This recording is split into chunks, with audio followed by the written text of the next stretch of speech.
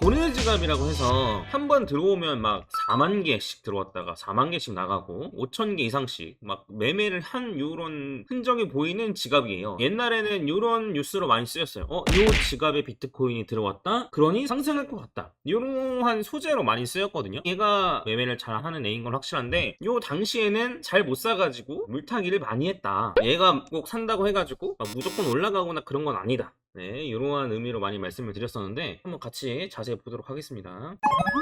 일단은 얘가 한 번 매매하면 얼마나 벌지를 한번 여러분들이랑 계산을 하고 싶어요. 지갑 안에 들어오면은 코인이 들어오면 샀다. 그리고 코인 바깥 여기로 코인이 나가면 팔았다. 일단 이렇게 생각을 할 거예요. 이 샀을 때의 가격이 여기 나와 있어요. 그래서 엑셀에 이거를 옮겨 적을 거예요. 얘가 비트코인을 사는데 들어갔던 총 가격, 이만큼의 돈으로 비트코인을 몇 개 샀냐면 이만큼을 산 겁니다. 45,000개의 비트코인을 사느라 이만큼의 금액이 든 거예요. 이렇게 되면 이 비트코인의 평단가를 알 수 있거든요. 그냥 요거 나누기 요거 하면 끝이에요. 이 비트코인의 평단가가 5,000달러예요 근데 평단이 물론 지금은 낮은데 이때 당시에는 약간 호구라 그랬죠. 호구. 지금 얘가 요때부터 사기 시작했었거든요. 이렇게 지나고 나서 평단을 이렇게 잡은 거죠. 근데 지금 생각해보면 평단이 개 낮은 건 맞는데 저희 생각대로라면 약간 세력은 요런 데에서 사야 될 것 같지 않나요? 근데 계속 알아보면 알아볼수록 결국에는 세력의 평단가가 이렇게 될 수밖에 없는 게 왜 그러냐면 물량이 너무 많아서 그래요. 그리고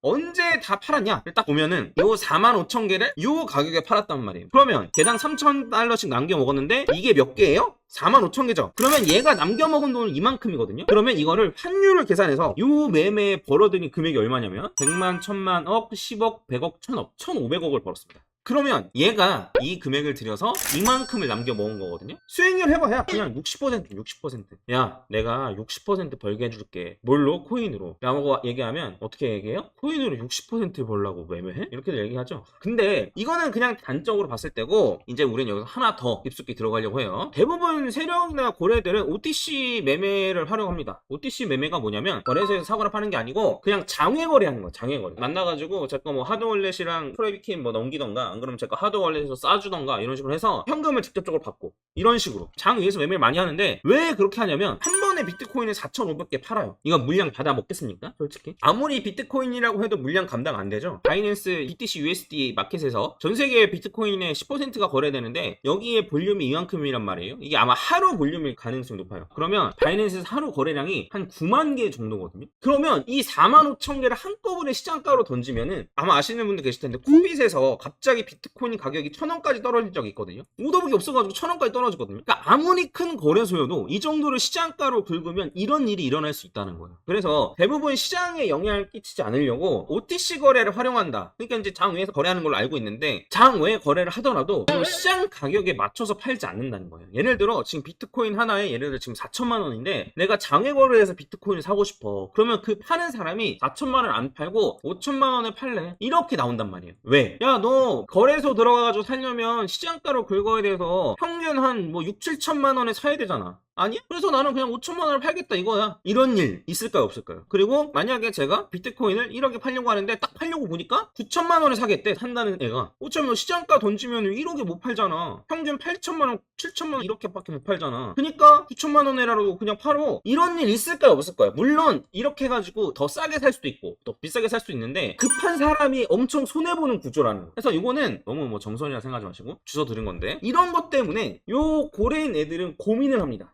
그런 거 없이 그냥 팔고 싶다 해서 어떤 식으로 하냐 보니까 이러한 작업들을 하고 있다라는 거죠. 45,000개 팔 때 보니까 지금 1,000개, 2,000개, 5,000개, 5,000개, 5,000개, 5,000개, 5,000개, 5,000개, 12,000개. 12,000개의 요 코인이 어디로 들어갔어요? 비트파이넥스로 들어갔어요. 그럼 제가 궁금한 건 이거예요. 이 12,000개를 요 비트파이넥스 거래소에서 어떻게 청산을 할까? 비트파이넥스 거래소가 요 12,000개의 물량을 받을 수가 있을까요? 못 받는단 말이에요. 못 받는단 말이에요. 왜냐면 바이낸스에 비하면 지금 뭐 10분의 1도 안 되잖아요. 그러면 이 물량을 못 받는단 말이에요. 이 날짜를 보니까 2019년 5월 15일. 그럼 2019년 5월 15일에 이때 이후에 이 숏 물량이 11,000개가 청산됩니다. 얘네가 어떤 식으로 하냐면 청산을 하기 직전에 숏 포지션을 들어간 다음에 본인의 롱 물량을 팔면서 그와 동시에 숏 포지션을 정리를 시키는 거예요. 그러니까 숏 포지션을 진입할 때는 팔아야 되고요. 숏 포지션을 빠져나올 때는 사야 돼요. 그래서 요거를 청산시키려면 요만큼의 물량을 사야 된단 말이에요. 그 거래소로 보내서 내 거 현물을 팔면서 이 숏 포지션을 청산시킨 거예요. 이러한 움직임들이 굉장히 많이 보여요. 그러면 이제 여러분들이 생각할 거예요. 얘가 숏 포지션을 들어간 건 요때 물량을 늘린단 말이죠. 요때 숏 포지션 물량을 늘린단 말이죠. 요때부터 사기 시작해서 요때니까 요 중간쯤인 이때가 이제 숏 포지션 애들의 평단가가 된단 말이에요. 그래서 이때가 평단가고 이때에 빠져나와요. 그러면 요때 사가지고 요때 파는 건데 어쨌든 숏 물량 들어가면 이거 손실이잖아. 그래도 남는 건가? 를 생각할 수 있으니 그것도 계산해보자 이거예요. 숏 물량으로 들어가는 애들 같은 경우에는 한 20% 정도를 손해봤다고 치는 겁니다. 그러면 비트코인 하나당 1600을 손해봐요. 1600달러. 근데 아까 전에 비트코인 하나당 남는 수익이 3000달러라 그랬죠. 그 중에 하나당 1600달러. 한 코인당 쉽게 계산해서 한 1500달러만 남기고 청산을 시킨다는 거예요. 그러니까 어쨌든 수익은 수익이라는 거죠. 이만큼 손실 보고 이만큼 수익 보니까. 이런 식으로 매매를 한다는 거예요. 이런 식으로 매매.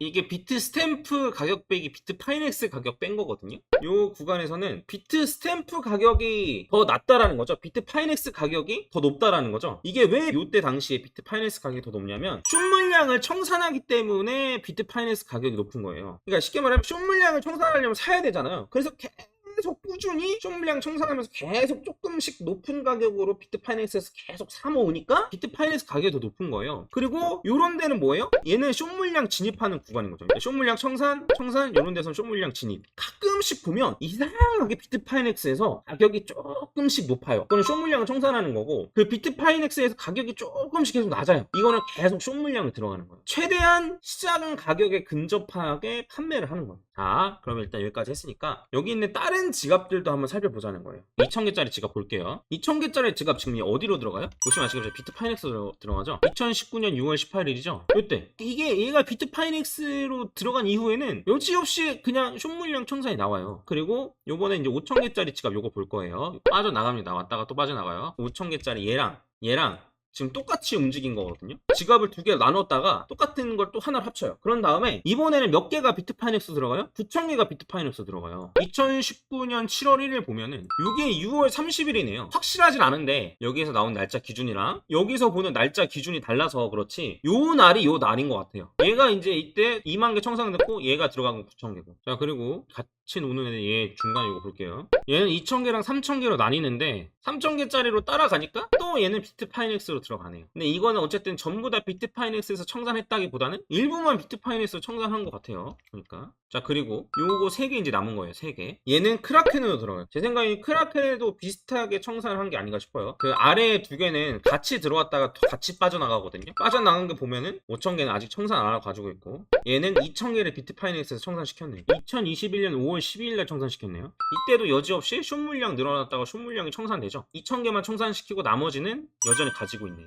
그러니까 지금까지 한 걸 정리를 하면 이거예요. 이렇게 청산을 시켰을 때 비트 파이넥스로 일정 부분의 물량이 들어가더라. 그리고 비트 파이넥스로 비트코인 들어가면 여지없이 숏 물량이 상승했다가 청산되더라. 여지없이 숏 물량 들어갔다가 청산되더라. 그래서 결론은 뭐다? 이 숏 물량은 개미들이 올린 숏 물량이 아니고 고래가 본인이 갖고 있던 비트코인의 물량을 청산하기 위해서 이 비트 파이넥스 거래소로 보내는 거다 라고 생각하면 될 거라는 거죠. 그러면 이렇게 생각할 수 있는 거예요. 뭐냐면 분할 매도하는구나. 전 이런 생각이 들었거든요. 판매를 한 날을 한번 딱 집어보면 요때 한번 판매하고요. 요때도 한번 판매하고요. 요때도 한번 판매하고 요때도 한번 판매하고 이렇게 명에서 사가지고 이런 데서 분할 매도하고 이런 데서 분할 매도하고 있구나. 그냥 이렇게 보면 되는 거예요. 그러면 우리는 그때 이만희가 전부 다 털고 시장을 떠난 줄 알았는데 사실은 그렇지 않았다는 거죠. 그 아까 전에 마지막으로 봤을 때 얘의 3000개는 아직도 갖고 있었고 이 5000개는 그대로 남아있어요. 그쵸? 아직도 이 중에 8000개는 그냥 그대로 들고 있다는 거예요. 그리고 얘가 청산시킬 때 또 숏 물량이 증가했다가 줄어드는 현상이 나오겠죠. 결과적으로는